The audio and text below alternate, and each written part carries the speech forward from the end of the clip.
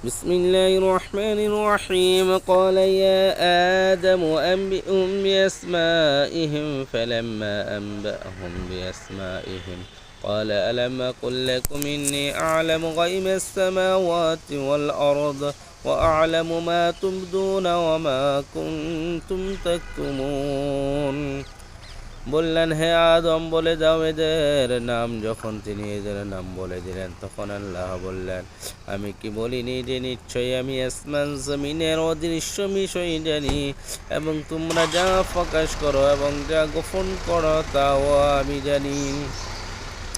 وإذ قلنا للملائكة اسجدوا لآدم فسجدوا إلا إبليس তখন ফেরেশতাদের বললাম, আদমকে সিজদা করো, তখন ইবলিস ব্যতীত সকলে সিজদা করল। বা ওয়াস্তাকবারা ওয়া কানা মিনাল কাফিরিন, সে অমান্য করল, অহংকার করল এবং কাফের হয়ে গেল। وقلنا يا آدم اسكن أنت وزوجك الجنة وكلا منها رغدا حيث شئتما ولا تقربا هذه الشجرة فتكونا من الظالمين। বললাম, হে আদম, তুমি এবং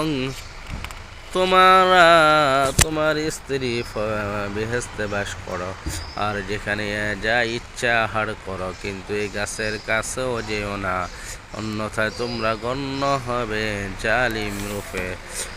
فأزلهما الشيطان عنها فأخرجهما مما كانا فيه وقلنا اهبطوا بعضكم لبعض عدو ولكم في الأرض مستقر ومتاع إلى حين।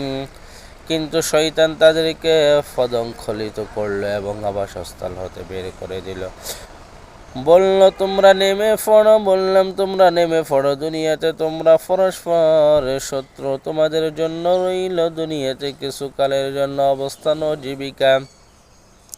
فتلقى آدم من ربه كلمات فتاب عليه إنه هو التواب الرحيم। আদম শিরব থেকে কিছু বাণী ফেলেন, তিনি তাকে ক্ষমা করে দিলেন, নিশ্চয়ই তিনি ক্ষমাশীল দয়ালু। قلنا اهبطوا منها جميعا فإما يأتينكم مني هدى فمن تبع هداي فلا خوف عليهم ولا هم يحزنون। বললাম, সকলেই নেমে যাও, পরে যখন আমার পক্ষ হতে কোনো উপদেশ আসবে, তখন যারা মানবে আমার